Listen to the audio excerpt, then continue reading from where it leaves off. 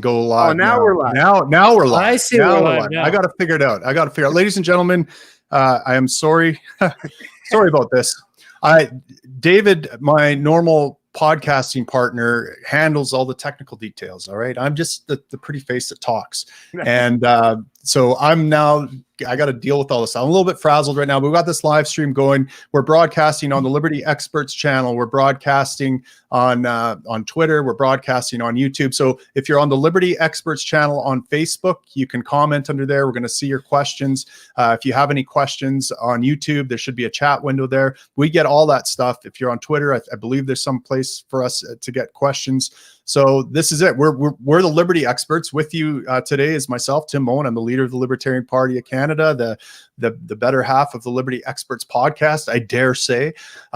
We have with us from Being Libertarian, we have Brandon Kirby, and we also have the Canadian Libertarian, the great one himself, sitting in here. And I contacted these guys at the last minute. And they agreed to step in. And folks, if you are a subscriber on our Subscribe Star channel, you can actually join the conversation.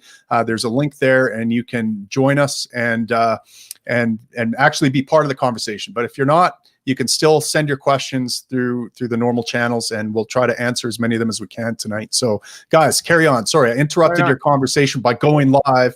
Here we go. Yeah, but actually, but me and Kirby, we were actually talking about a kind of a really important topic in New Brunswick, in place where I live, and all of the rest of Canada, for that matter, is this whole access to high-speed internet. And we're talking how the federal government wants to spend billions of taxpayers' dollars, right, basically to create this kind of infrastructure. When in reality, like what Kirby, Brandon was saying earlier, is we got Elon Musk and Starlink, and he's just the one that's the closest to finishing that goal. There's a few others as well. I believe even Jeff Bezos is doing something too with some outfit trying to create some kind of infrastructure up there. But currently Starlink, and I'm on the mailing list, and I got some information if people out there are curious and want to know. But Elon Musk's the mission called Starlink, where he's putting up, ultimately it's going to be thousands of satellites that are low Earth orbiting, so real low latency, much higher speeds, and less chance of it being affected by obviously weather or atmospheric conditions and stuff. He's going to do that, and you talk about people who are willing to invest their capital in it in a private enterprise. Why? Because it's going to be a benefit to, like, say, stock traders. There's going to be a tremendous amount of benefit to a whole lot of people, and because it's using low Earth orbiting satellites that are going to basically encompass and surround the entire Earth, the entire circumference, is we're all going to be able to. You could be in the middle of the Sahara Desert or in the middle of nowhere in New Brunswick, where I am, right, and have high-speed internet access without having to use government or forced wealth or income redistribution. And we can have like that private option, and in the marketplace, that's really where we're going to get. Now, just to let you folks know, and then you can reply. So it's looking at $200. It's basically the size of a pizza box. That's the unit you'll end up getting, and all you need is to plug it in and point it to the sky, not to a specific satellite like the old style where you had to get it just perfect, right? It's just got to point to the sky because there's a whole bunch of satellites that it can connect with. And then it's just basically $80 US a month. So that's a pretty reasonable price point. Oh. And that's it. That's all you're going to need. And this is what Elon Musk is launching. Yes. Well, it's already been launched. There's already now over 600. There's already 600 of them up there now. Go ahead, Brandon. He needs to get approval from the CRTC. So basically, the only thing holding him back right now is governmental regulation. Yep. But he's ready to go. He's ripped and raring to go. Yeah. And on top of that, you can already see the difference because he's looking at projections for launches into space that are 2 million a piece, 2 million a pop, whereas NASA is doing it for about $150 million. So there's a clear-cut distinction between the efficiency of the private sector versus government-funded agencies that have no incentive to be more efficient with their finances. Yeah, I mean, this is a clear-cut victory. Well, but I mean, do you think he's going to get CRTC approval? Because we know that they're in the pockets of all the broadcasting companies. This is why we only have something like 7 cell phone companies in Canada. There's a regulatory bottleneck, which is why we pay prohibitively high prices. I hope Musk has found a way around this by putting it right into the air. But let me tell you something. This is one of the things that I thought was brilliant, like super genius level brilliant on the part of Rogers, because I used to work for Rogers when the initial round of CRTC regulations came in. Right. And everyone was saying, oh, you guys are going to have to learn to be more cooperative, and the consumers were really giving us a hard time about this. And so when the regulations came in, what happened was very predictable. The price of the cell phones doubled overnight. The minutes and the data coverage that you got was cut in half. The price plans were increased by about 50%, ballparking, but that's probably not very far off. And I was trying to find a way to position this. I was like, gosh, like, how am I going to sell this to the customers? Because I was responsible for communications at the time. I've got to come up with something. And so I started digging through the CRTC regulations and Rogers' interaction with it. After about a week of full-time research, what I had found was Rogers was the one who initially initiated the regulations. Everyone hated Rogers in 2012, 2013. Everyone was saying, oh, screw Rogers. I hate them. They're a miserable company. And so what they did was they initiated a regulatory campaign where the customers were actually happy that they were being regulated.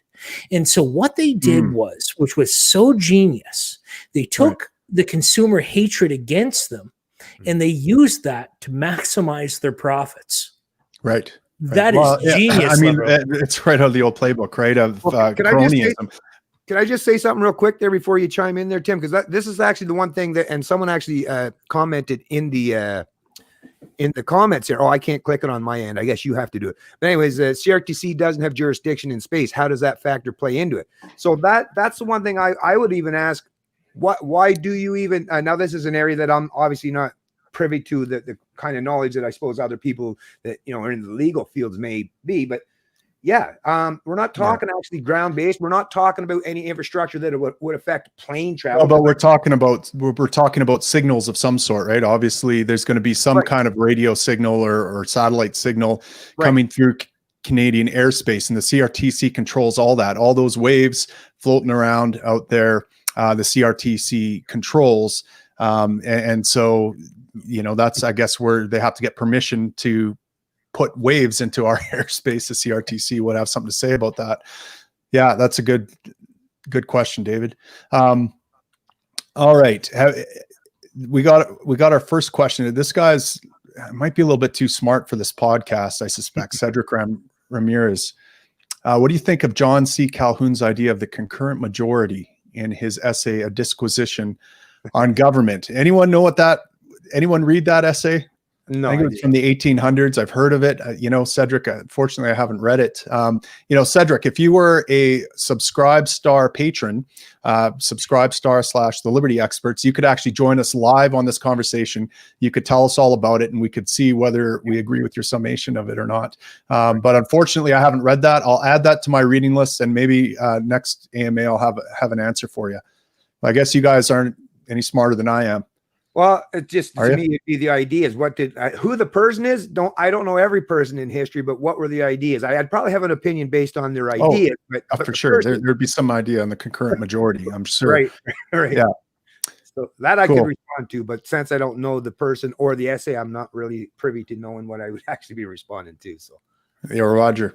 Okay, big news this week. Lots of stuff in the news, fellas. Where do we want to start? Let's start with Erin O'Toole and his election as leader of the CPC. Let me get your thoughts on it. Well, my first response is, I guess, at least it's not McKay. Right. Yes. Okay. A whole lot better. I don't know. But anyways, go ahead. Sorry. Could have been a whole lot worse. Yeah.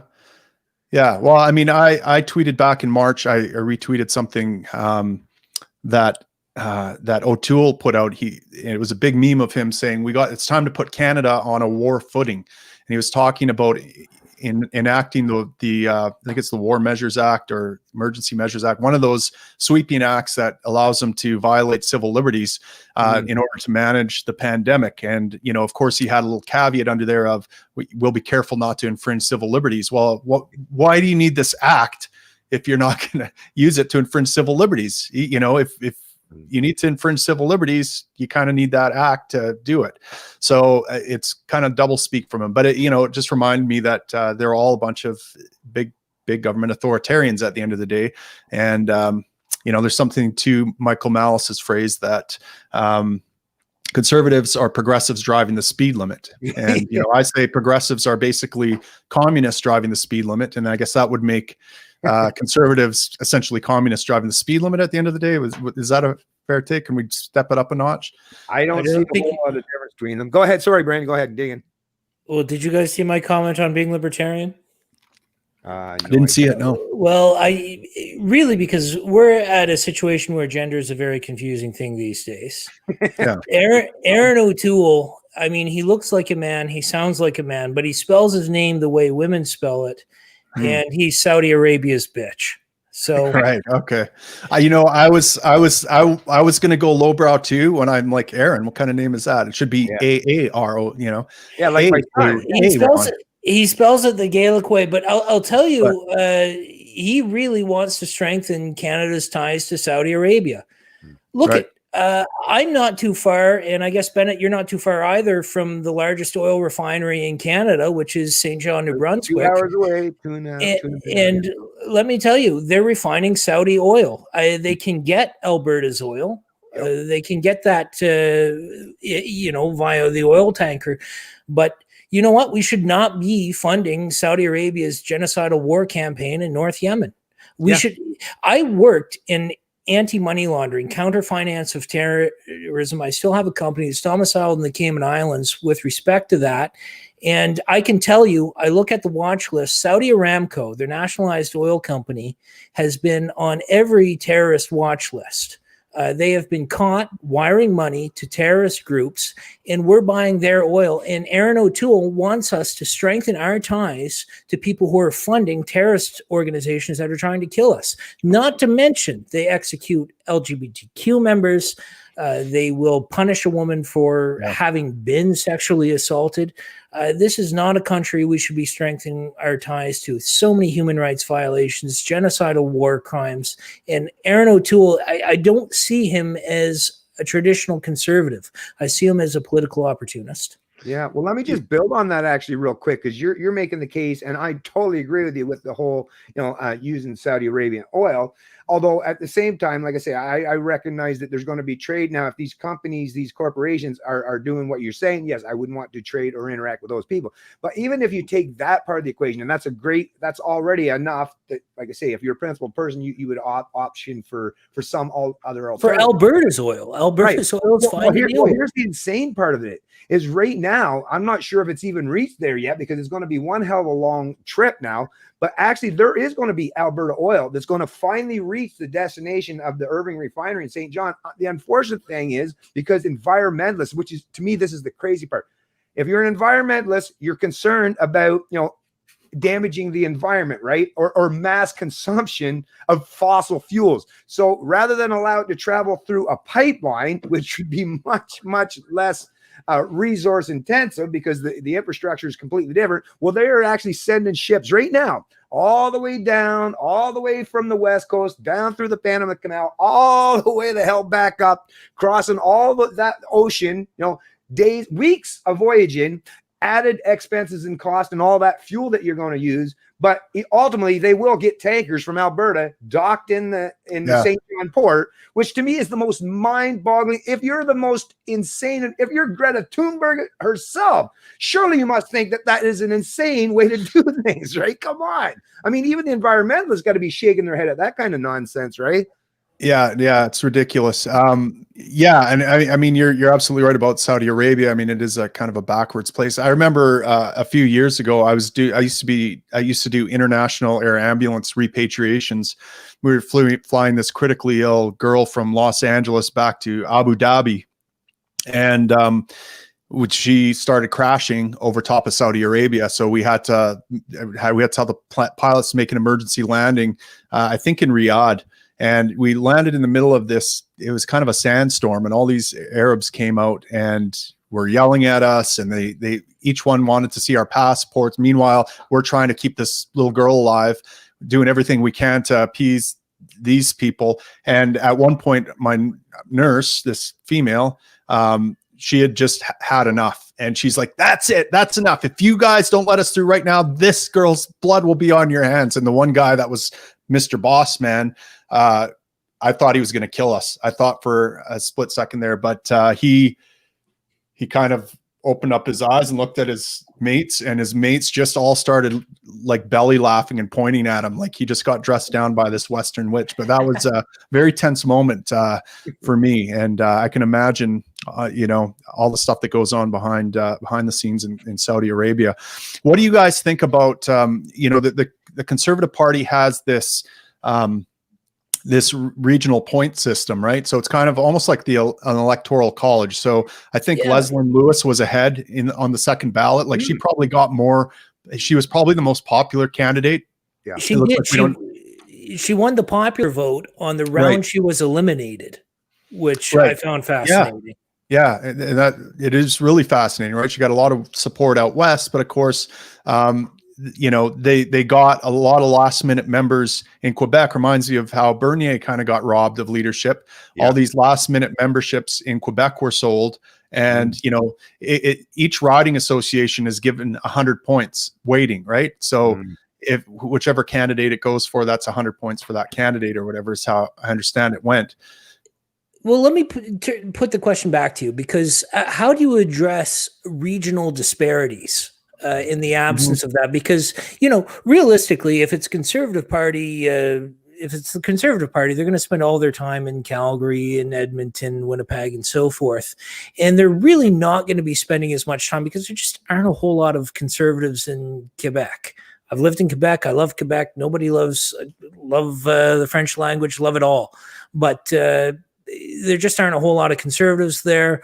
Even fewer are there libertarians. I was really a lone wolf when I lived in Montreal. But I don't know how you address regional disparities where you just forget about certain parts of the country. Western alienation is a big thing, but there's also a lot of anger towards Bennett and I's homeland. Like with being libertarian in Canada, there's a lot of disparaging remarks about folks from the East.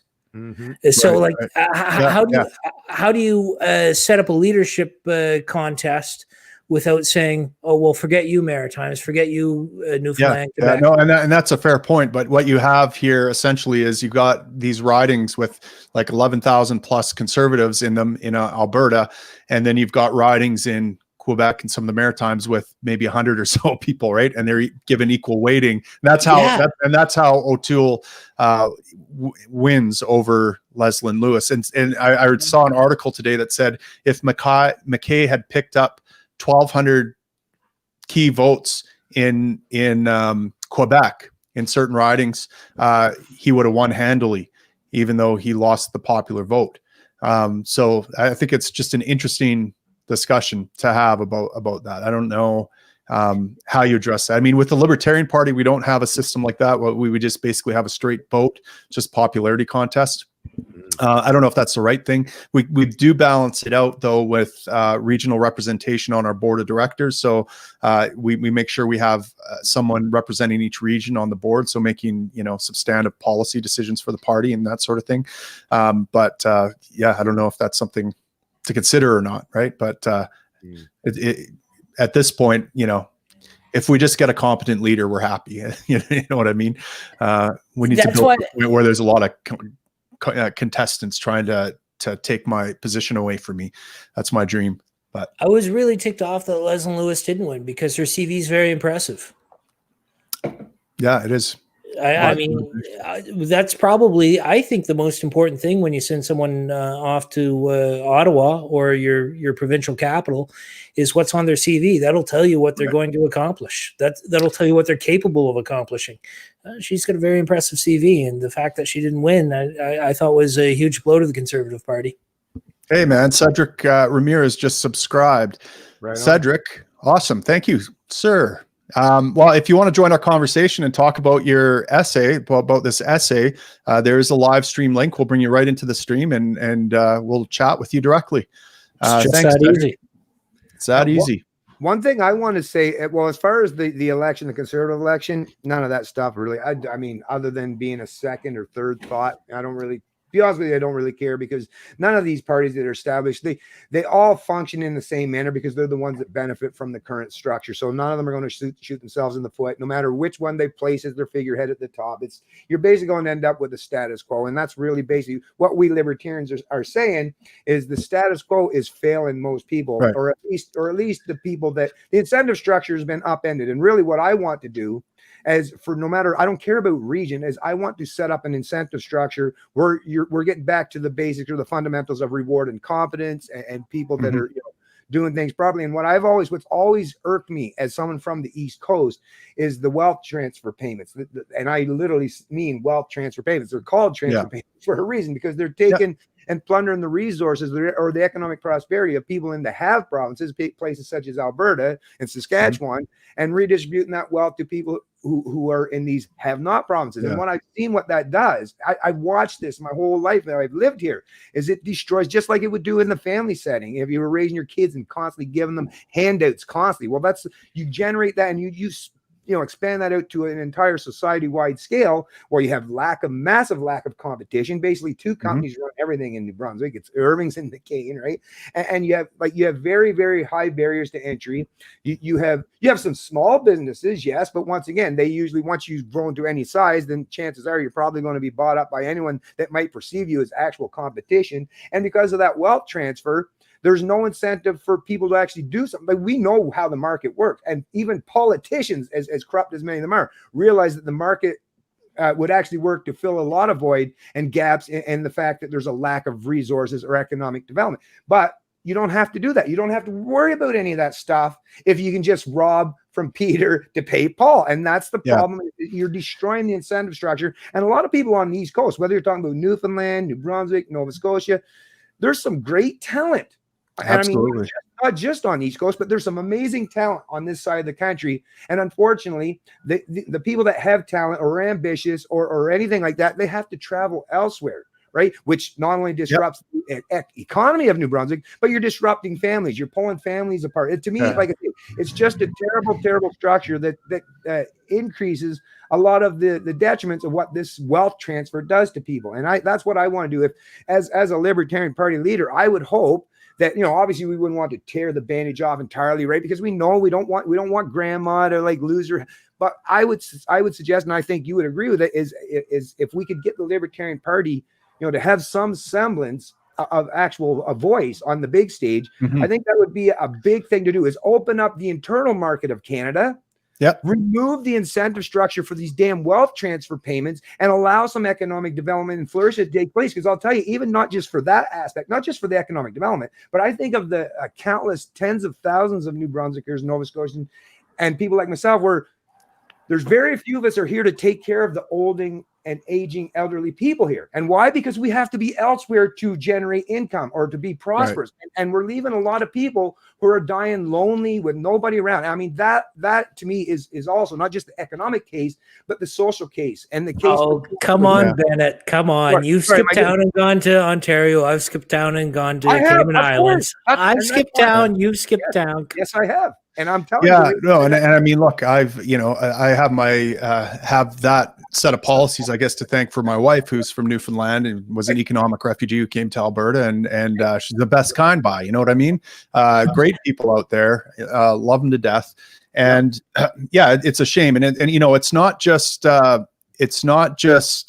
fact that, it's not just a wealth transfer from the Western province to the Eastern provinces, or the haves to the have-nots. It's actually, it comes out of the pool of income tax, right? So it comes from every productive Canadian. So even productive Canadians in Quebec and those people are paying for their own provinces' abysmal failures, right? And their socialist policies. So, look, I got Cedric here. I'm going to add him to the stream. Sure. All right, let's see. Hey, Cedric, how's it going? Well, hey, hi there. I'm lagging. No worries, man. We're all lagging a little bit today, man. Can you give me a minute to? Sure, I'll pop you out. We have a question here. Yeah, we have a question here actually from Robin Campo. Just while Cedric puts everything together, Robin Campo says defund has become a North American buzzword. O'Toole is running on defunding the CBC, which I actually think is wonderful. I agree with him on that. My goodness, I agree with Karl Marx on like one of his 10 major points. But O'Toole's right. Defund the CBC. I think that's a terrific move. He's half right. Any comments on what your thoughts around what defunding of police means? Yeah, that's a great question. Well, first of all, I like my phrase on the CBC better. Sell the CBC. I'm going to sell the CBC. I'm going to use the funds to pay down the debt or to give it back to the taxpayers, one of the two. It depends on what our strategy on the debt is. Do we let it default or do we pay it off and try to wipe it off the books? Pay it off. We'll try to pay it off. I think that's a responsible thing to do. People loan it to the government in good faith. The government should give it back by liquidating some assets. We could, the CBC would be just a start for me. There's all sorts of crown corporations that we could liquidate that we don't need, and all sorts of other government assets. We could pay off a lot of debt and fund the government for actually quite a while. Just off liquidating some of our assets. Brandon's got something to say, but I want to put a pin in that because I want to finish his question. Defunding the police. Now, it's everyone means something different by that, right?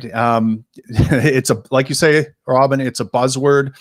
And, I saw the mayor, was it of Minneapolis, got booed and basically turfed from the crowd of protesters, the BLM protesters, and they wanted to defund the police. And they literally wanted to defund it. They wanted to disband the police. And anything short of disbanding the police, according to that audience, was not going to be good enough, right? Now we hear some other progressives say, oh, no, it doesn't mean that. It means redirect them into different things like, not socialists, social workers and mental health and different things like that. And okay, maybe there's something to be had there. But I like, there was this bodybuilder on Joe Rogan recently. I'm trying to remember his name. He's that big dude.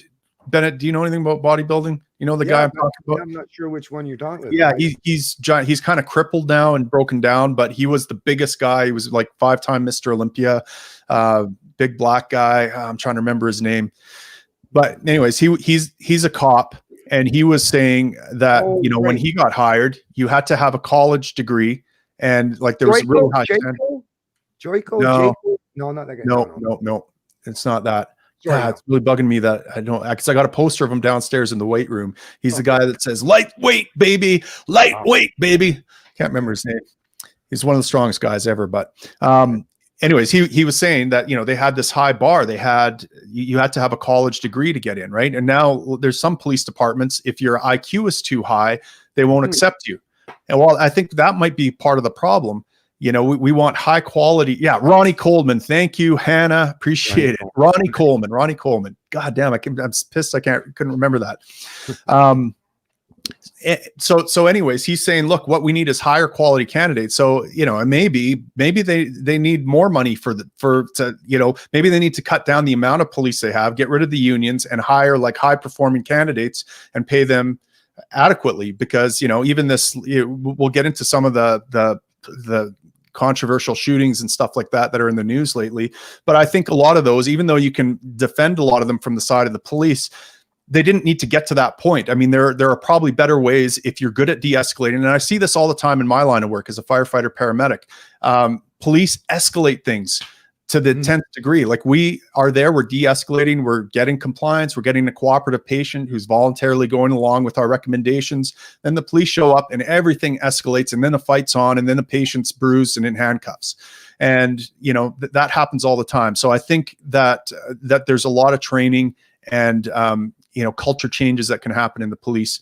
So I'm not opposed to that kind of defunding police if you're redirecting municipal funds. At the end of the day, of course, libertarians want things privatized, and we think maybe private police would do better because then they have an incentive to serve their customer rather than impose their will on their customer. But great question. Do you guys have anything you want to add to that? I definitely do, because I've covered this topic extensively. I probably got close to a dozen of videos talking about this. And the defund of the police, yeah, it sounds like a terrible thing right away. It's probably not the best hashtag to use, right? Defund, because I'm sure it puts a lot of people back in their chair. But people like us who've talked about this stuff extensively in the past, because it's not like libertarians haven't talked about, police brutality or corruption. Like, that's so old. I've heard this stuff for myself just for 10 years from libertarians talking about this stuff. So it's very old, and not just the corruption and the brutality, but accountability. And what we've all recognized is government structures and incentives. It removes for the corporation or for the police officers. It removes accountability. Same with the social media platforms. If you keep giving people or these corporations or these businesses or these entities such as the police forces, or as soon as you give them the ability to escape accountability, then it's just a matter of time before it's that race to where you're to more and more corruption. It's never going to, because you're not incentivizing, just like what you were saying. You need to incentivize. And the reason why libertarians always suggest the private market as the means to an end when you're talking about any of these things, whether you're talking healthcare or police services or fire services, is because we know that the market actually does its job. Like I was talking to a couple guys earlier today, a couple university students, and basically, like I said, if you want to hold those big banksters that got bailed out of the government, if you want to hold them to account and make sure they'll never do that again, is make it so that you can take their personal yacht, their 10 mansions that they've got dotted all around the landscape of the globe. Make it so that the incentive is for them to do the right thing, not because they're benevolent, but because they want to be they want to preserve what they have, right? That's the one incentive I think all human beings recognize, is we all were born with the instinct of self-preservation. So they're not going to do it because they're benevolent or holier than thou. No, they'll do it because, once again, the incentive structure says, oh yeah, you can go ahead and try and fuck up. You can be corrupt, but you're going to lose your job, your livelihood, and that nice gold-plated pension real quick, short order. And that would change and affect, in addition to what you were saying, the training. And I definitely believe, and I agree with that whole thing. Give the guy, a pro MMA guy, best cop you'll ever meet, I would assume, right? Not saying every example of that, but this is a guy that doesn't have to be fearful of everyone around him, right? So, anyway, and Logan Smith has a good point here. Privatize the police. I can understand the skepticism around that. Some of us are a little bit harder core libertarians than others. I think the three of us are probably pretty much anarchists. And but as a leader of the Libertarian Party, my goal is to whittle down government to what I would call a minarchist state, a night watchman state, right? So police, military, courts, or something like that. I think we can go further than that once we get to that point. I think that there's no reason to think that we can't have a completely voluntary society, right? Where the incentives are correct and there's no infringement on liberty at all. But I would be happy if we could just restrain government. The biggest problem right now is that the police are they're prosecuting a drug war, right? And so these places where there's a lot of unrest, civil unrest, and where there's a lot of interaction with let's say the black community, these people have through historic kind of systemic racism, redlining of districts, and the welfare state, and all these things, these communities have been destroyed, and they turn to the black market and the drug trade to get it. And so police are more active in these communities. They're laying hands on people, and I mean, laws are an opinion at with a gun pointed at you, right? They're backed by force. They're not suggestions. They are backed by lethal force. And when you don't comply, you die. And we're seeing this over and over again now in the States, and it's in the news. And so my goal would be at least just to put constraints on government. So you shall not legislate against liberty. And then the police would just be basically protecting people, property, protecting them from harm, from assault, theft, rape, murder, all these things, right? And that would dramatically diminish the amount of violent police interactions with the public. So I think that would be a good start. Someone else had another question. Well, there was something I wanted to take a look at question-wise, and I wanted to talk a little bit about what you were saying as well. But Neil Richardson had said, wouldn't talking about defunding the police, i.e. privatization of the police, Right. Wouldn't that lead to more cops trying to hand out speeding tickets and others as a form of income? And I don't believe so, because if it were privatized, and let's say the roads were privatized and the highways,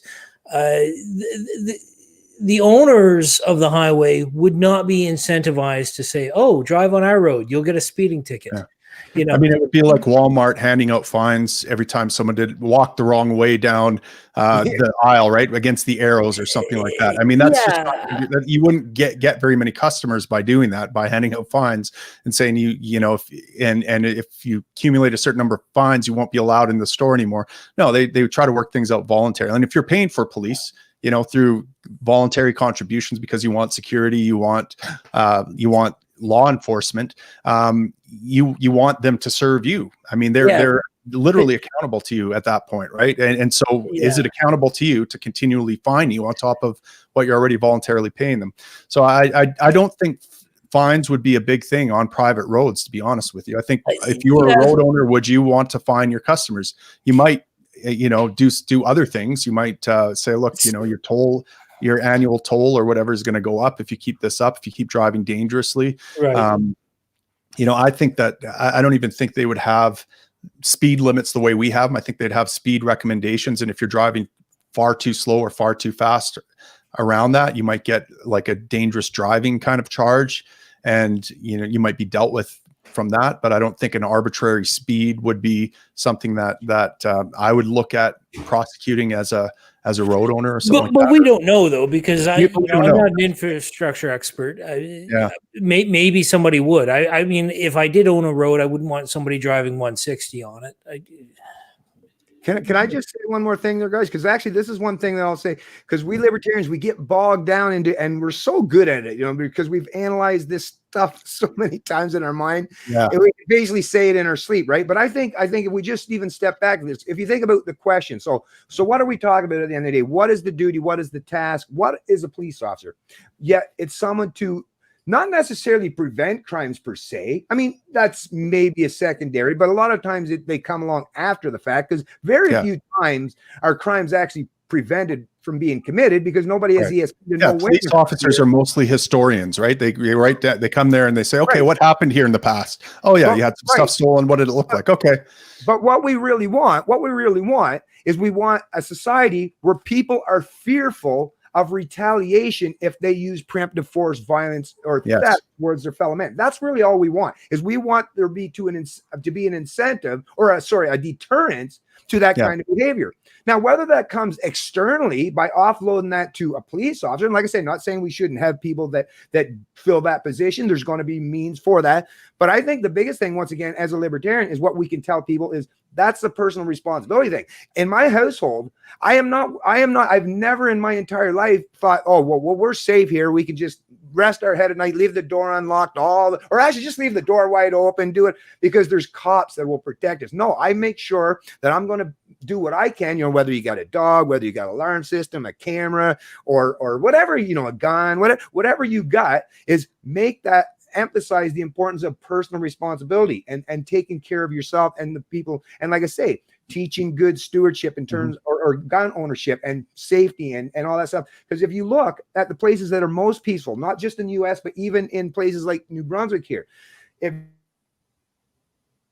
how many guys, and we're talking guys that have a lot of guns and drink a lot, and you would think, geez, they must be the most reckless. How could you even get these people all together in a camp somewhere, 20 or 30? And I was like, surely someone's going to be shot. But no, actually, because everyone understands there's a lot of people that know how to use it keeps everyone much more peaceful. That actually does a much better job than saying, oh, there's a cop that could be here in a half hour. Yeah. Right? So it's the old saying, an armed society is a polite society, right? Yeah.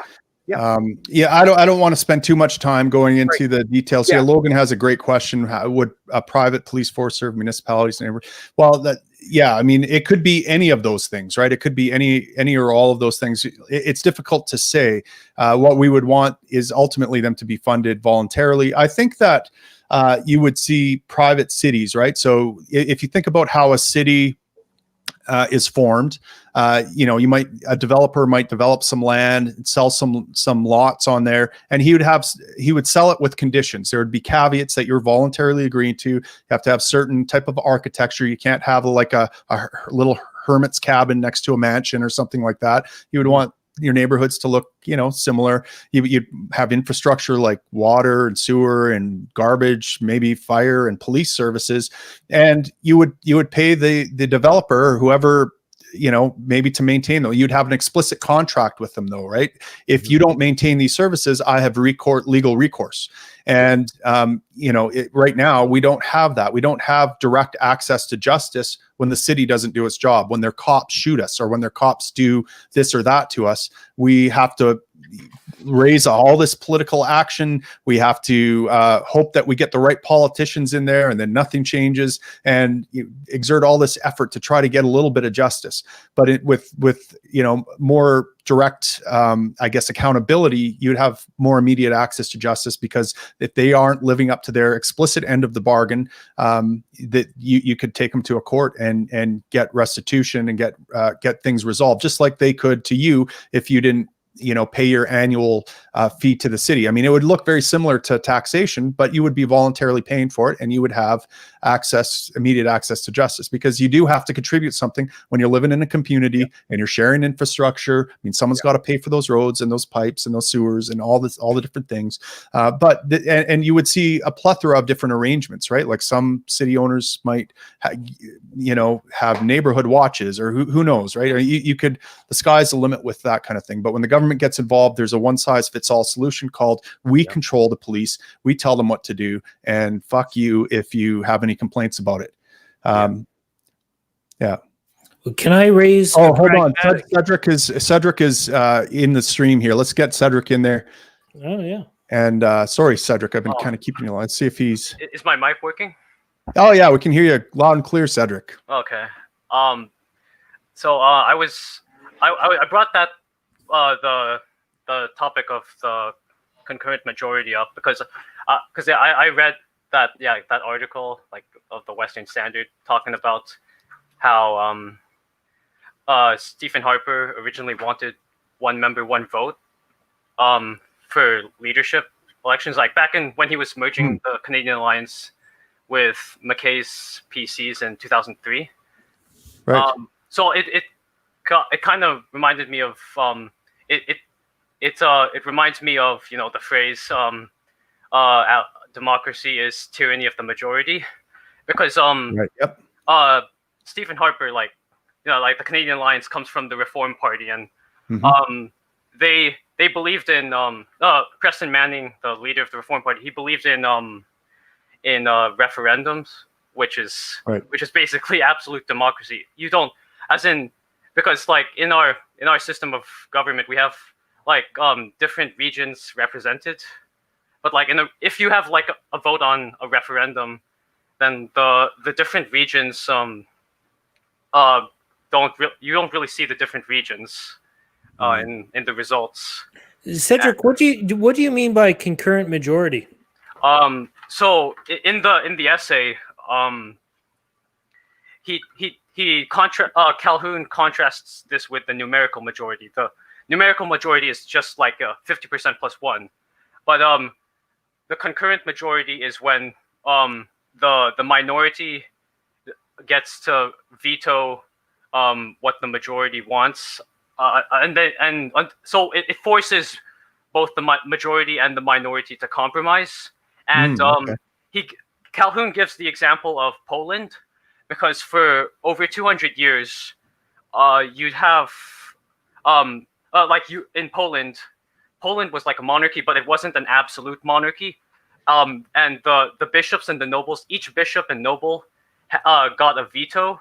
So like just one of them could have vetoed a government decision. And he said, and Calhoun says that government worked because because Poland was able to defend for years against Muslim invasions.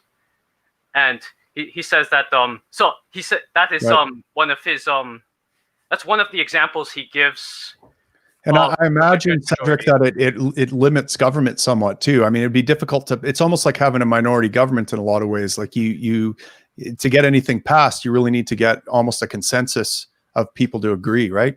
Yeah, exactly. He says, the principle of the concurrent majority is compromise, while Right. as the numerical majority, it's force, because the majority, the numerical majority forces its will upon the minority. Yeah. And so, the idea of like one person, one vote, that Stephen Harper originally wanted in 2003 for the party. Yeah. It kind of reminds me of like tyranny of the numerical majority, because what McKay wanted was he wanted representation throughout the whole country, right? Like each riding would have points, is what the McKay and the PCs wanted. Well, that's what they got. But let me tell you something. I know a lot of the big players in the Cayman Islands. They love minority governments in the Westminster system. The reason why is they can never accomplish anything. Yeah. There's less government activity, and because there's less government activity, usually, not always, but usually there's less government activity, there's a lot more confidence in knowing what the future holds for them. So they love things like what you're saying, concurrent majority. You need regional consent. You're going to be accomplishing less as a government, which is I love that idea. Yeah. Well, and it reminds me of Ayn Rand's quote that the smallest minority is the individual, right? And ultimately, as libertarians, we're concerned with protecting individuals, because individuals are what exist in the world. Groups are kind of abstractions, tribes, different things like that. And so the question is always, how do we restrain government? Is a constitution enough? Well, obviously it's not. I mean, the U.S. Constitution was probably one of the best constitutions ever devised. They formed their government when a bunch of libertarians killed a bunch of conservatives, and the U.S. was formed, and they put in this constitution to try to limit government, and that didn't hold. I mean, the Constitution didn't seem to, it's now probably the biggest government and most imperialistic government the world's ever seen in a lot of ways. So it's an interesting question to how do you restrain government from infringing the individual, and the one you're talking about, the concurrent majority, sounds like it's promising.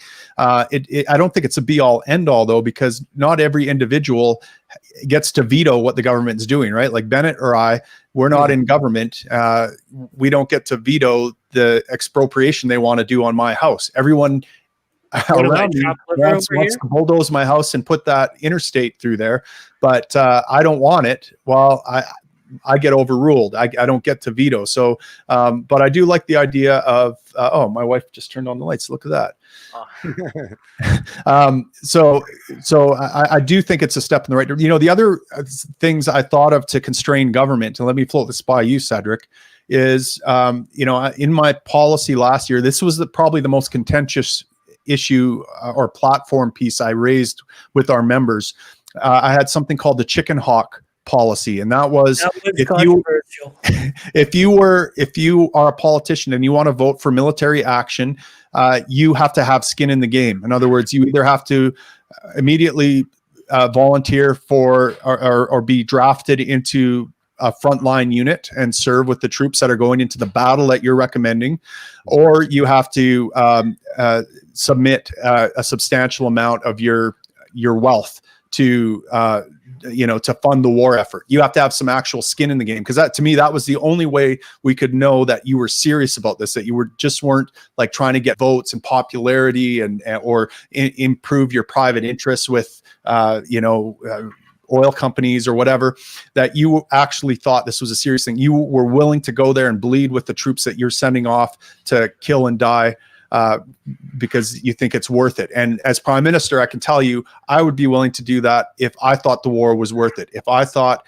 that my loved ones, my nation was under attack and that I needed to go defend it, you're damn tootin', I would give up my wealth. I would bleed my blood to protect my family and my nation, alongside the troops that I would be sending into battle. And so I don't see why any other politician wouldn't do the same. But what are your thoughts on that, Cedric? Well, Yeah, I think that's a good idea. But you're reminding me of this congressman. His name was John Randolph of Roanoke. He coined the term war hawk to describe the supporters of the War of 1812. Because he was in the back in that era, like the War of 1812. There were like the two parties were the Federalists and the Republicans, not the GOP, as in the Republicans led by Thomas Jefferson. Well, but at that time it was James Madison who was president, and he was actually in the minority in his party. John Randolph of Roanoke was a Republican, and he was using the term war hawk to condemn a lot of the people in his own party because they were so supportive of the War of 1812, but they didn't realize that it was harming the economy of the United States at the time. They didn't it felt like those members, the war hawks that he called, did not realize the effects of war on the United States, and yeah, also some of those congressmen who didn't even fight in the American War for Independence, like some of them, like Richard Mentor Johnson, who would later become vice president. He was considered a war hawk, but he was actually born after 1776, so he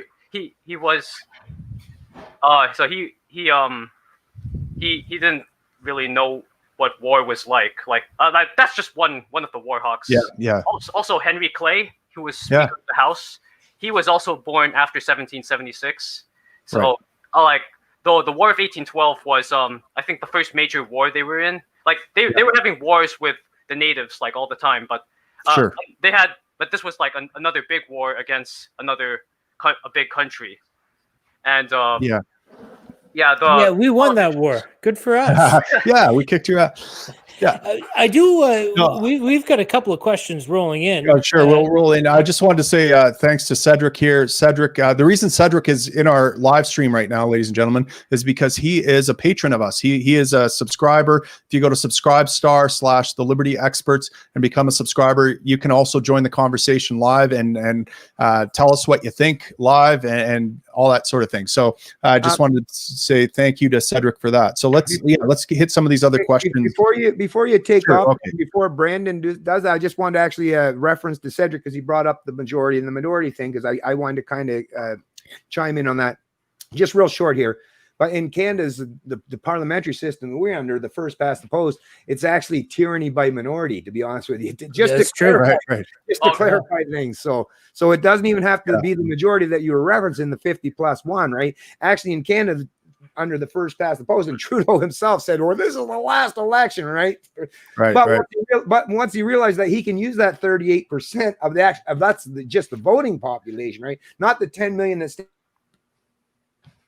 voting people in Canada, he can use that representation of quite a small minority. It was 38% in when you're talking about the millions of people. What was it, 14 or 15 million people that voted? But if you take that as a representation, there was about 25 million eligible voters at the time. So if you take that, add that 10 million, you're looking at just barely over 20% of the population that can run 100% over the rest of the society. Yeah, no, it's terrible. Yeah. And Penn Jillette had this great quote. I'm trying to remember it now, but it was basically right now, government is so big that voting really doesn't matter. And we want a government so small that voting really doesn't matter. Right. Exactly. And so it doesn't matter what the will of the mob is. They're not going to get their way because government is chained down. It's restrained, Okay. Brandon, you say we have some questions. What one do you think we should take here?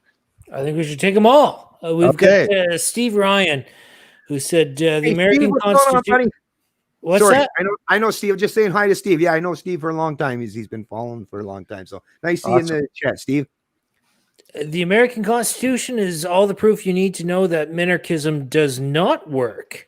Besides, even a small government requires theft to exist, and theft is immoral. Case closed. It's a bit of a QED sentiment. I want to pitch something to you three gentlemen. All right. Yeah. So in a minarchist society, a government so small that it doesn't even matter if we vote, I don't think I'd be involved in politics. No. Like I'm pretty True, passionate because I see I'm filling out my tax return right now. Not too happy about it, but I'm seeing how much of my tax dollars are going and what I'm getting in return, and I'm not seeing a big rate of return. But if I were only paying, let's say, 5%, I wouldn't be happy about that. And yes, I agree with the voluntarist society and the Murray Rothbard arguments and Hayek. I agree with all that. I'm on board. It's correct. Right. But I wouldn't give a shit. I would be far more productive just working at expanding my business than I would be doing any sort of political involvement. It's really 5%. Like somebody, for example, stole my bike recently. I have a bike. I love my bike. It's a great bike. Spent a lot of money on it, $1,000, and somebody stole it. Well, okay, I can spend the rest of my life trying to track this asshole down, but it's not worth my time. Like, I'm better off doing other things. Mm-hmm. So we reverse the road to serfdom. I think, Tim, you said it, we whittle down government to this inconsequential thing. Once we arrive at that stage, I don't give a shit anymore. I'm checking out. I will vote for you. Don't get me wrong, but I don't give a shit at this point. Yeah, no, I agree. I mean, I think of the amount of time and energy and money I've thrown into pushing back against government expansion, and I think about what I could have accomplished had I not had to do that, right? And it makes me sad. You're making me sad right now, Brandon. You're welcome. Okay, I want to Robin has a great, he's got a question directly for me. Peter Navarro, a major supporter of Mr. Trump, has publicly disparaged our Canadian armed forces. Mr. Mohan, as Prime Minister, what would be your response? Well, look, I'm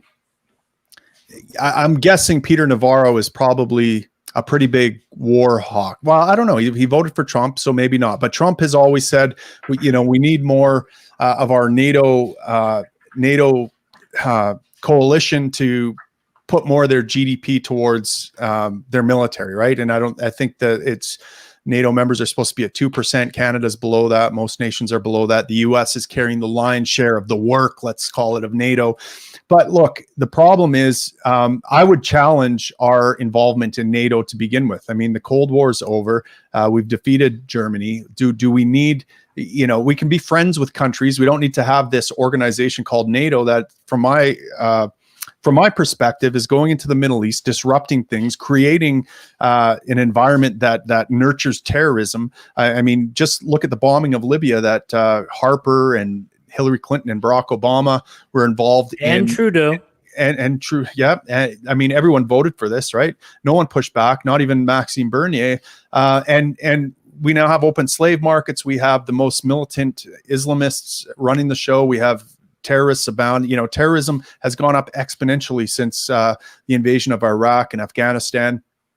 This is insane, and they don't need any more support. We need support for peace here. We need support for withdrawing the troops. We need less NATO, and I think that's what Navarro's getting at, is that Canada isn't holding its weight with NATO. And I say good. As it's high time that whatever diplomacy Canada has got going on, the US and other countries have been free riding on that diplomacy, which is fine. They can free ride on it, but they try to flip that around and say we're free riding on their giant military. No, we don't need your giant military invading and creating all this hazard. I mean, there were 2 terrorist attacks in Canada that were triggered by the bombing of Libya. There was the shooting in Parliament Hill and the execution of Nathan Cirillo, the private that was guarding the cenotaph on Parliament Hill. And then we had 2 other soldiers get mowed over by a vehicle just before that, I think. And both those terrorists cited our involvement in Libya as justification. Now, I'm not justifying what they did. I'm not saying that was justifiably triggered, but I'm saying if you want to create more of that kind of terrorism, you do more of what the US is doing. Right. And that, objectively leads to more of that kind of behavior. It creates more problem. And that's the whole point of it, because they want to create work for the military industrial complex and enrich their friends with the blood of American and Canadian soldiers. And the problem Navarro has is that our Canadian soldiers aren't bleeding and dying enough for the military industrial complex. Well, fuck you, Navarro. No, our Canadian forces are, I mean, look, there's your response. Forces, the members of the Canadian forces are the highest quality men and women I've met. Okay, I've met a lot of them. These are people that said, I'm willing to bleed and die for my family and my country and my neighbors. That is a noble thing. And then it gets twisted by the military industrial complex to kill and murder in the name of enriching oligopolies worldwide. And that is disgusting. And Navarro is one of those people, I suspect, that is hell-bent on enriching the oligopoly, and that's why he's disparaging our forces. So that's my response to Navarro. Fuck you, Navarro. I like it. Yeah, that's a good response.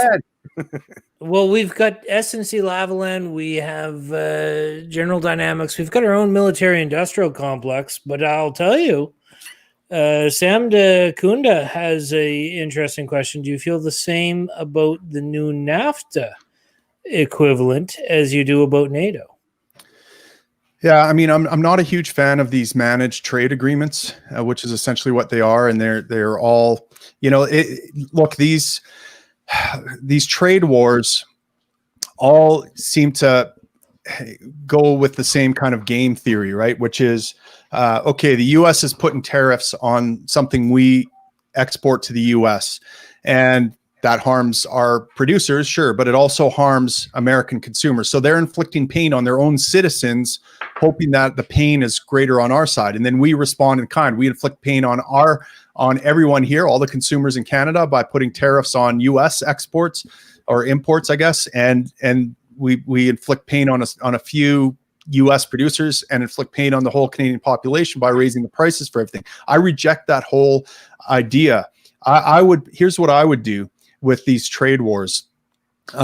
Trump raises tariffs on our producers. I drop our corporate tax rate. I drop our tariffs, and I say, and I send out a message publicly to these producers in the U.S. that are being pinched by and consumers, and I say, you set up shop here in Canada, and you will get zero taxation, and we'll have these economic free zones, and you can basically conduct business the way you want here, as long as you're not harming any Canadians. And you, by the way, feel free to employ all the Canadians you want and stimulate our economy in doing so, and produce cheap goods. That's how I would respond to Trump. I'd say Trump is inflicting harm on his own citizens. We don't do that here in Canada. We are going to open up the trade, and we're going to invite you to come here and guaranteed no corporate taxes and low regulatory environment, and set up shop, and then watch Trump squirm as companies jump out of the U.S. and come to Canada to become where we're going to set up a manufacturing hub. That to me is how you deal with that. That is how what I would prefer, rather than going into these managed trade. And I suspect, I haven't read NAFTA front to back or anything like that, but I suspect there are caveats in there about they want to make sure that there's a lot of protectionism for special companies and different things like that. So it handcuffs Canada. And so, for example, let's talk about the what was that big global trade deal? I think Trump kiboshed it. The TPP, right? So the TPP was this big kind of globalist trade thing, and a lot of conservatives liked it because it increased free trade to some degree. It marginally increased free trade, but what it did import was United States IP law, and it gave the government a lot more power over what your country can and can't produce. And it also encouraged private companies, ISPs especially, to spy on its users and report like copyright infringement and all these things, right? So it basically was stifling innovation and a wealth transfer to megacorps. I mean, that's what we're seeing right now. I mean, the TPP was abolished, but NAFTA does the same thing. The COVID lockdown policies and bailouts do the same thing. It's a giant wealth transfer from the lower classes and our children and grandchildren to these well-connected megacorps. And while they're, the banks are getting bailed out, they're not going to be hurt very much because of this. They're the closest to the central banks, so they're getting cheap money. that's still valuable. By the time it gets to us, it's not very valuable because it's disseminated through, it's the velocity of money thing. And Tim, by the way, when you can't pay your mortgage, they get your title to your house. So now they've got all this free money from the Fed and they've got your mortgage. So, I mean, it's just incredible. Anyway, sorry, I've went off there. Tim, Bring me back. quit ragging on my bank stocks. Okay. Knock it off. Yeah, sorry, man. We did actually have a fascinating question that really seems to have ignited the comments section from Steve Ryan. What percentage of Canadians or Americans do you think know anything about Libya? I'll bet it's under 10%, because the reality of the situation is the elite, the media elites, the Jeremy Epstein types, Barack Obama, Hillary Clinton, Stephen Harper, Justin Trudeau. You go to Britain, you go to France. It's all the same thing. They all supported it. Yeah. As a result, there was no media campaign. Like I remember with the war in Iraq, all these celebrities came out against it, and the media came out against the war. And yeah, I get it, and I got it, and I understood the motivation. But with Libya, nobody said a damn thing. No. As a result, we went silent. It was a progressive war, right? It was Obama and Hillary. Yeah. And Harper was just waiting for a war. I mean, Harper was a giant war hawk. He wanted us to get into Iraq, if you recall. He's a chicken hawk. Yeah. I do recall. So, I mean, you buy a slave there now for $500 Canadian, and nobody gives a shit. We should start a fund and start buying slaves and bringing them over here and emancipating them. I think that would that be wrong? It would be a better use of tax dollars than all the other stuff. Yeah, absolutely. There you go. Absolutely. Hey guys, do we need? There's a few things I posted in the thing that we would get to. We've been doing almost everything but the topics that I said that I thought people would be interested in. Right? I thought they'd be interested in what's this? I'm trying to remember the name of the guy that there's a black guy that was shot. Jacob Blake. And now today, blowing up on social media because of all the riots and stuff. There was some teen that shot and killed three rioters or protesters, however you want, depending which media outlet you listen to. And we've got a huge issue in the U.S., probably starting in Canada a little bit too, with racial tensions, let's call it, or tribalism or something like that. I saw the Jacob Blake video. I saw the video from this kid today, and I've got my own thoughts on them, but I want to hear what you guys thought about something. I mean, these are contentious things, right? I mean, people are either clearly on one side or clearly on the other, and whichever side you're on, the other side is evil as hell. So this is a bit of a tricky topic, but I mean, we don't shy away from tricky topics here on the Liberty Experts. So let's hear what your guys' thoughts are. So it's regarding the shooting. See, I'm not as familiar with this one, the George Floyd one. I definitely paid attention to it because it definitely went blew up and it was a big thing. But when you see newer iterations of this, I haven't actually been paying as much attention to this one, because at the end of the day, like I said, well, that's convenient. Well, no, but what it is, and I'm sure you probably this might meld with you as well, is I just these examples, you could pull them up all day long of these examples. And for the last 10 years, I mean, if I spent my time just dealing with the videos that gets uploaded to YouTube of police brutality and corruption and stuff, to me, so it's I can talk about a particular issue, but at the end of the day, it's once again, I prefer to step back and talk about the ideas rather than the actual incidents, because these incidents are going to continue to unfold until we get to the proper structures of ideas, which are like I say, incentivizing people to refrain from using force or violence. But when you live in a world where basically even the majority of your peers in society, now they won't do it themselves, they offload that responsibility to someone else, in the government or their enforcers or their order followers. But when you're talking about a structure that has grown to the point where everybody, even for economic or social means, will reach for that metaphoric gun in the room, the government, as a means to try to solve their problems or their issues. When I see some incidents such as what we're seeing down there, whether it happens to a white person, a black person, or a brown person, none of that means really anything to me. At the end of the day, what it is we have to get back to the ideas that's going to at least greatly reduce the potential for these incidents that continue to happen. That's really, to me, the most thing, which is why I think you hit the nail on the head. That's the overarching message I think libertarians have to have. These issues, all the civil unrest, all the tensions are brought to you by big government, right? Yep. And these issues would likely be a lot fewer if we didn't have that tension. And I don't know. I see some other people have a bunch of comments. I think people want to keep it Canadian, so I'm gonna go with. Here, Hannah has a question. I'm new to the party after I paid almost $3,000 in income tax a few years ago at just 19. That'll be a wake up call, right? To you're fairly socialist until you get that first pay deduction for taxes. When I talk politics with my peers, they're so hot for the Liberals NDP and they think I'm extreme for being libertarian. Tim, from the horse's mouth, what is it you suggest I tell them? I preach liberty and freedom and small business, but they're so comfortable the way things are. Yeah, I mean, that's a tough one. You know, I do think it takes a certain amount of maybe maturity, and Hannah seems to have it in spades. Like you're coming out of the family, right? And young people are coming out of the family, and the family in a lot of ways is kind of a socialist institution. You know, there's a sharing of resources. You know, moms always try to evenly distribute the resources to be fair and equitable to everyone, right? And there's a nurturing of the least of these and that sort of thing, right? And so a lot of times, and you know, with the rise of fatherless homes, this is becoming even more and more prevalent because to me, Hannah, the left and the right essentially are this. People who are on the left, and I'm not talking about ideologically, I'm just talking about people who are attracted to the left.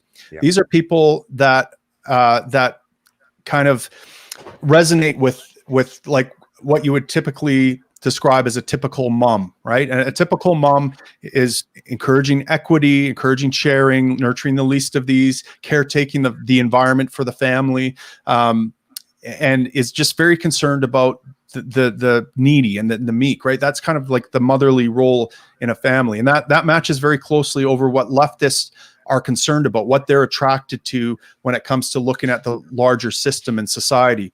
And that is very easily hijacked by these ideologies like socialism and communism that promise all those things and really appeal to those sensibilities in people that are concerned about those mom things. And usually when you're a child and you're not fully formed yet and fully responsible and fully self-owned, where you're in charge of your own life, do you get to sympathize with more of the dad side?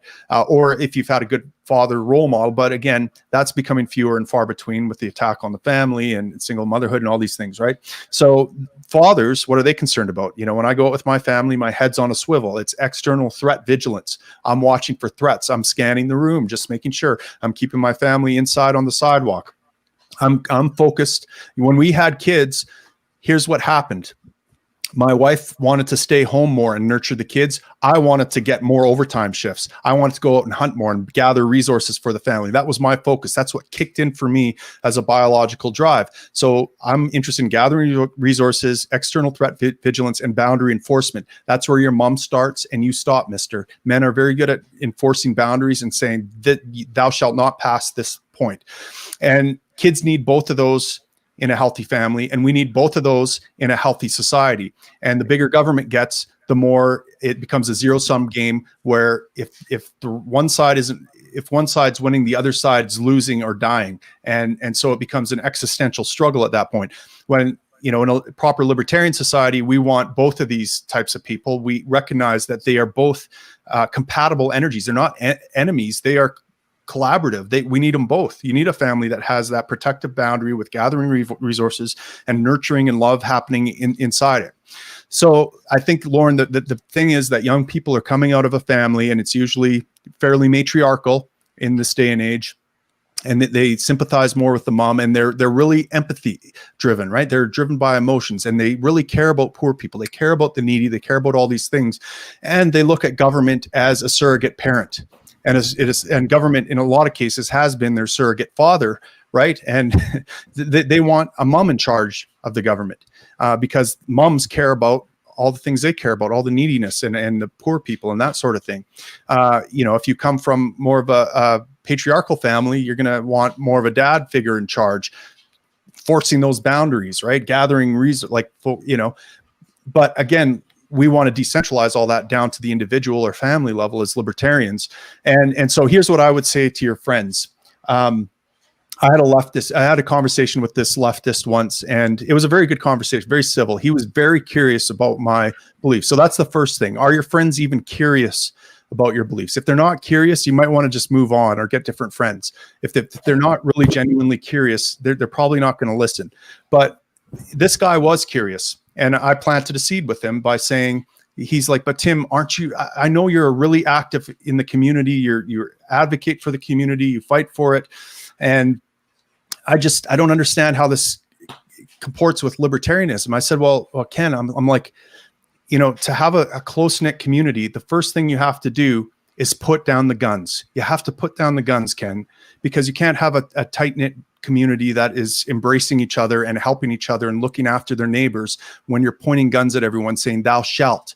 And that's the approach I would take. I would point out the gun in the room, and I would ask your leftist friends, how do they justify pointing guns at other people and threatening to shoot them if they don't hand over their taxes and feed this poor people? Like, isn't there a better way to do this? Can you think of a more civil way, a gentler way, a voluntary way that we can get these poor people fed? Like, instead of doing all this political action, guys, and trying to get our guy elected, we could spend our time actually raising money, bringing bottles to the depot, and actually feeding homeless people and looking after these needy people ourselves. What if we took responsibility rather than outsourcing it to the government all the time? So you could try an approach like that. What about you guys? Do you have any other suggestions for Hannah? I sure do. Well, especially when you're talking about that stuff in particular, because it's not just ideological along that left-right spectrum, right? And we see it's prevalent in everything that we talk about. It's always the left versus right, especially when you're talking about politics. And that is, by natural extension, even our brain is divided into the two hemispheres where you basically have a left and a right, and each one has its own strong points, right? And that's biologically built into us. We didn't construct that. It's just part of our biology, our DNA. And I would say, once again, I'm not suggesting that the state of nature is that something we want to separate ourselves from the state of nature in some way as human beings. But we also got to remember, and for people that identify the left or right, is we should all acknowledge that there's a reason why all species, or pretty much all species, have a balance. Now, some, it might be the male takes the opposite role than the female. That can happen too. There are exceptions, there are outliers, but there's always a balanced approach in nature, right? For the most part. And that's what human beings are doing. So you got, like you say, you got something that mothers and their natural, their top 5 traits and what the male type of brain, how it dominates. It has a particular type of traits that's once again, there's overlap and there's all kind of areas where there's outliers. So I'm not saying that's always a one size fits all, but that didn't happen by accident. And if you see, even if you take that and use that in your own personal life, take children that have been raised by a father that acted like a father. Did he freeze? Oh, did we lose Bennett?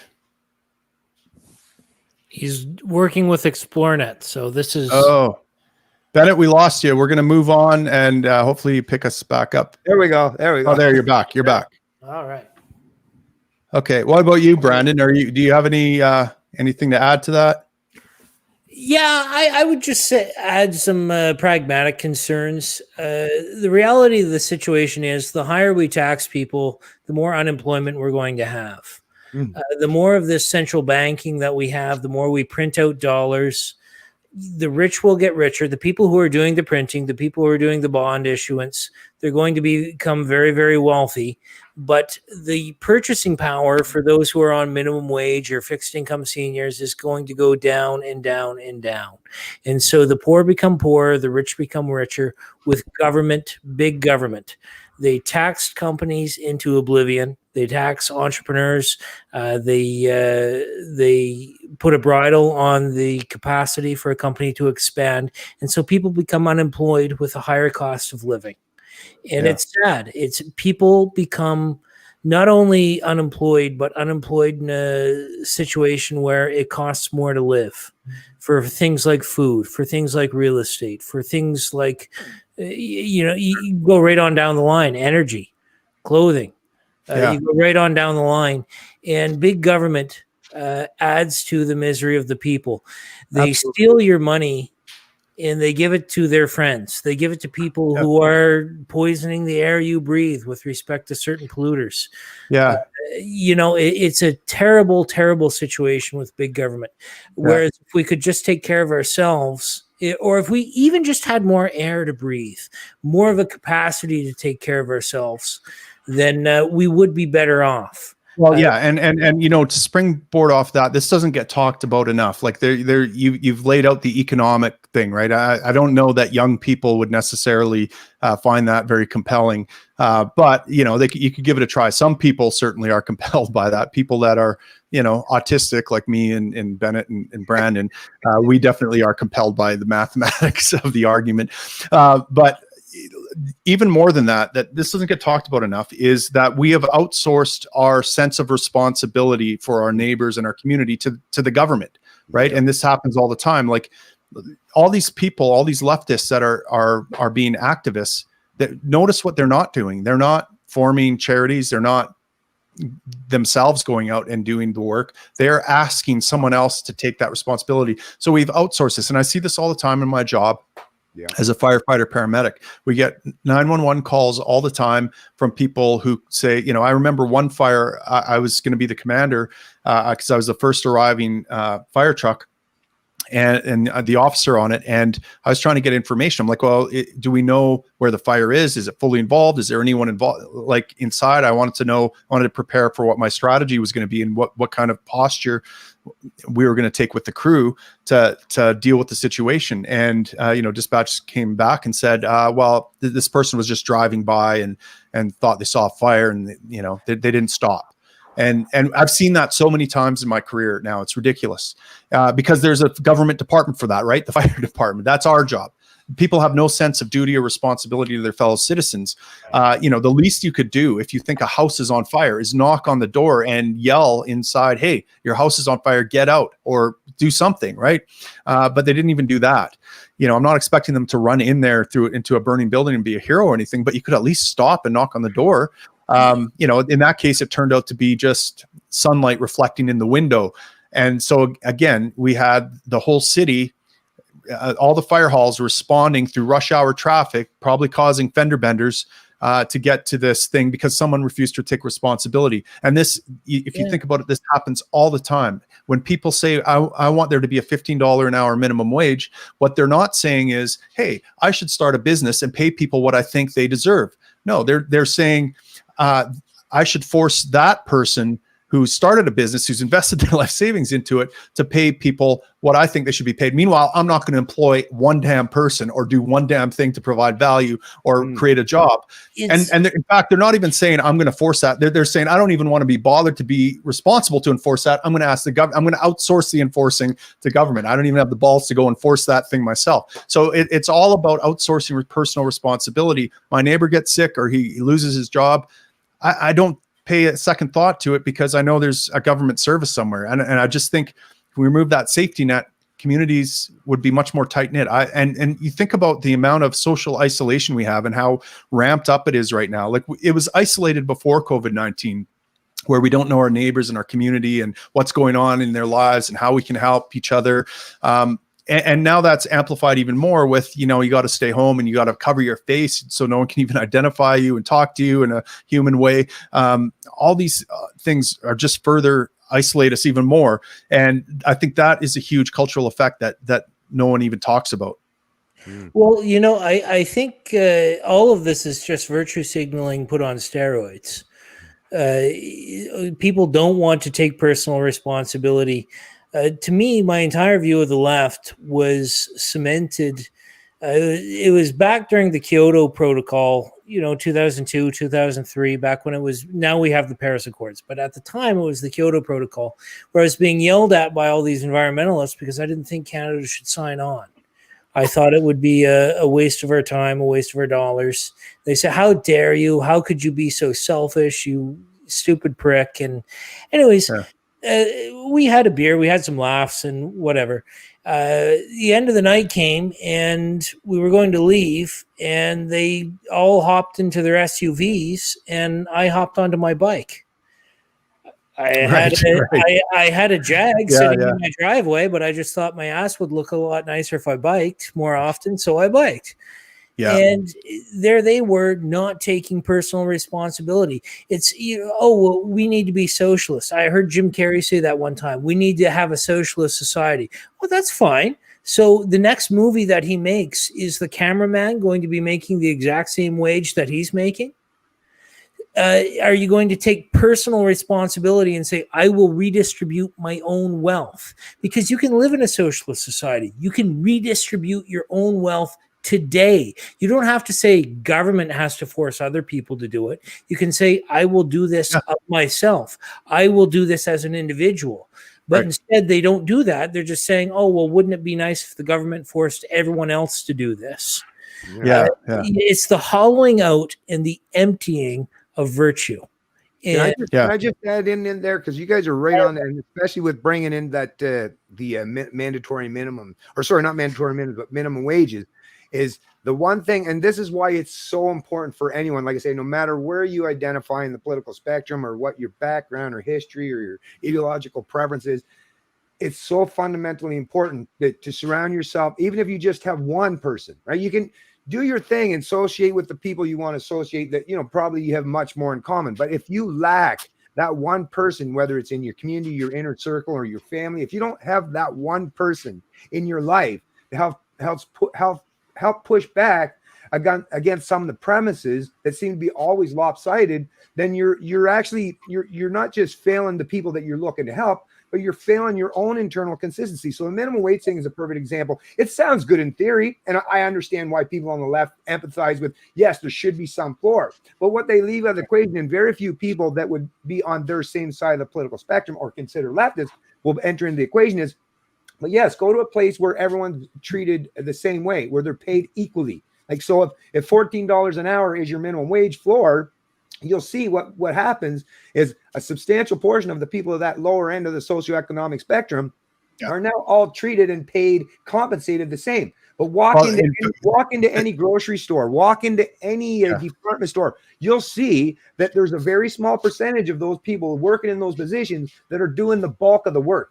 And if you care about the people that are on the lower end of that socioeconomic spectrum, what about those people that are being paid the same as the doofus that's standing off in the corner or taking smoke breaks every 5 minutes? Don't you have any compassion for the one that's working? And what about all the people that can't even get a job because they can't produce $14? They're new student, they got disabilities, they've never held down a job before, so they don't know how to be an employee, and no one wants to pay them $14 an hour. They want to, they want someone with some experience. These people are all robbed of experience. I mean, even me, when I started as a paramedic, I had to work for free. I had to be an intern, right? I had to do a practicum, and I essentially paid to do that. I needed that experience. I needed to show that I was competent and bring that on my resume in order to get a job.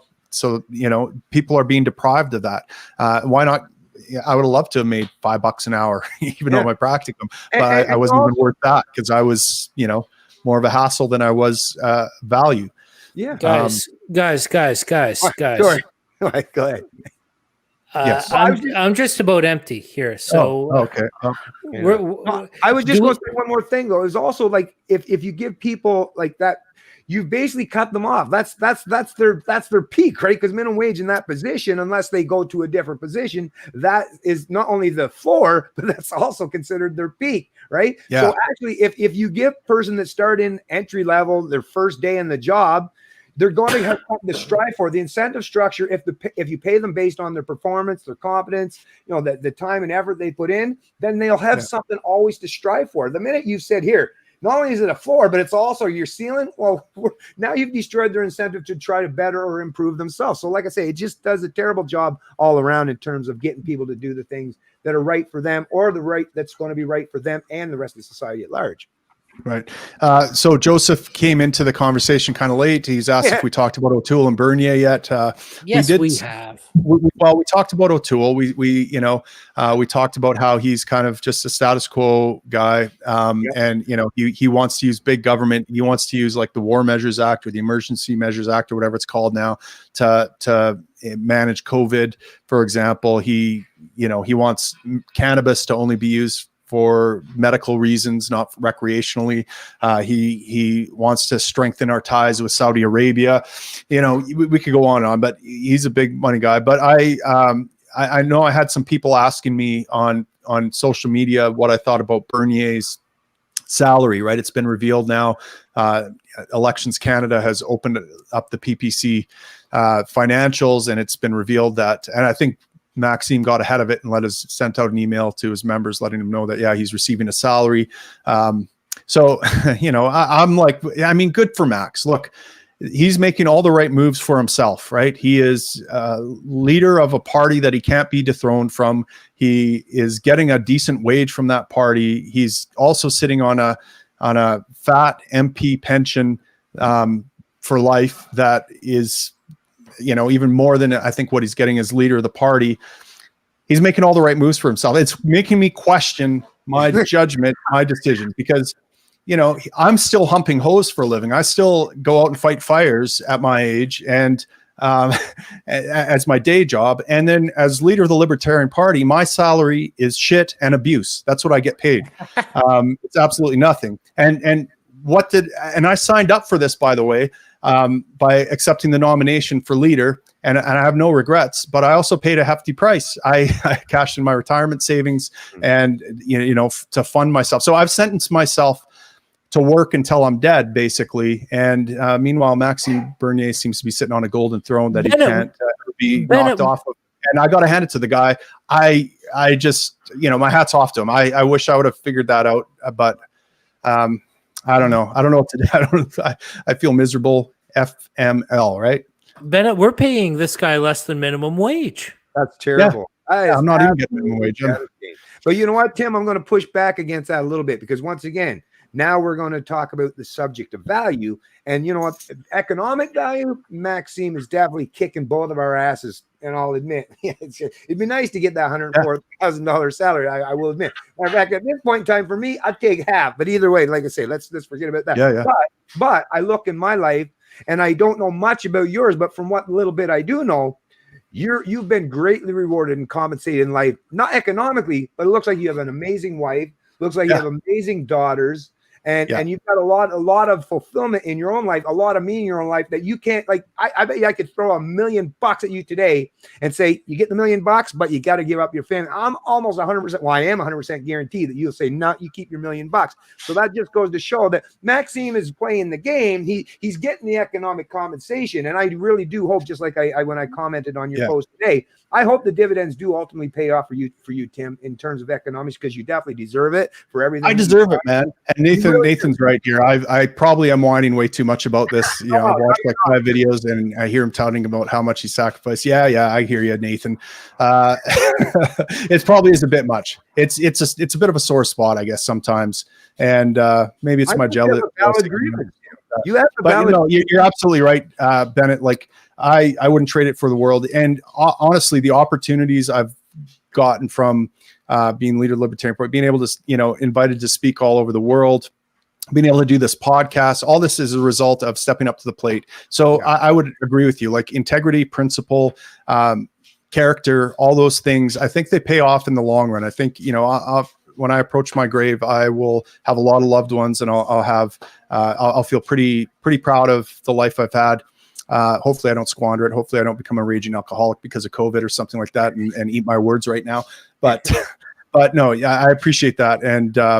And you're right. It's I wouldn't trade places for the world. So thank you for that. But that's all I'll say about that. All right. What do we have any more questions in here? I'm going to have to wind it up pretty soon. Okay. I'm running on empty. All right. Well, I'm getting a little empty too. It doesn't look like there's any more questions. Let's call it a night. And listen, thank you all for joining us.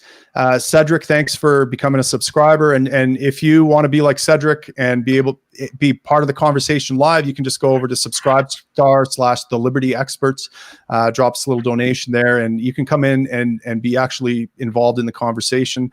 And so thank you all for your support. Please share our social media links and our thing. I'm going to try to actually make some money doing this. And if I provide value, let me know by sending me $5 or something like that. Look at me. I'm becoming a grifter.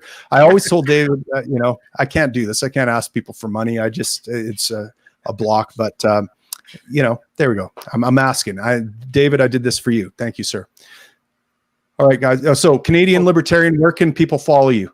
Well, Canadian Libertarian on basically anything except Twitter. Twitter, it's CAN_Libertarian, but on anything else, Minds, Gab, Facebook, YouTube, all Canadian Libertarian. But could I just make one recommendation, Tim? And for Cedric, I'm not sure who you are and where you fall on the spectrum, but one thing I've been saying, and it's very important, and me and Tim talked about this as well already in the past, is we're trying to create some semblance of we're trying to be the leaders of liberty, and with Tim and Dave, the liberty experts, but by leading by example, what we really need to do. It's great to have us three libertarians in here, but what I would ask, and if Cedric, maybe if you know some people, and Brandon, and I'm constantly myself reaching out, is let's get it so we can actually have these kind of engaging conversations and bring people in that aren't just fellow travelers like libertarians, but people that even want to challenge some of our premises. That's what I think is needed. That's what people are yearning for, is to see people from two different backgrounds, two different ideologies, and think about and see them come together and talk about it. Because every time I've ever seen that take place, or I've been privy or a part of it, is even people that you think you fundamentally disagree with, once you've actually had a conversation with them, you will find that you have way more the hell in common with them than you actually have in difference. So for sure. Thing that one of the things that David and I try to model in the podcast is civil conversation, right? We have a lot of disagreements, and we're genuinely curious when we enter those conversations. We try not to, and I would approach any guest, anyone who disagreed with me in the same way. I'd take their arguments in good faith and try to rebut them. And I might be wrong. I have been wrong about so many things. So, Brandon Kirby, you're the administrator for Being Libertarian Canada. Where else can folks follow you? NB Liquor Store, specifically York Street. I'm usually ranting and raving. I do that for about an hour before I go in. Then I pick up about 3 bottles of whiskey that lasts me, 2 days. And that would be the prime location. Nice. Awesome. Either that or Being Libertarian. Being Libertarian works as well. Beautiful. Cedric, you're on this live stream too, bud, as a subscriber. Where can people follow you? Is there anything you want to promote? Well, I have a YouTube channel, but I don't really do politics there. I just play video games on there. It's just my name, Cedric Ramirez. If you I'm not sure if there are any other YouTube channels, but I don't really talk politics on. That's cool, man. I mean, we're not all politics all the time. We have other interests too. So Cedric Ramirez, if you want to watch video games, do you do like commentary, or do you just like kick ass in different games? What games do you stream on there? I'm playing Persona 4 Golden and Kandagawa Jet Girls. I bought those recently. But okay. I just play. Oh, you just play. Okay, I like it. A man, a few words, and you just want to see things getting done. You go over to Cedric's channel there. I don't know any of those games. I'm not really in the video game world anymore, but that's a huge market. Actually, there's a lot of people. My kids watch those, and maybe I should too. But anyways, all right, guys. Thanks so much for joining us. Check us out again on Facebook, thelibertyexperts.com. Subscribestar/The Liberty Experts. And we'll see you all again next month. We'll do it all again. Have your questions ready, and stay safe, folks. All right, bye.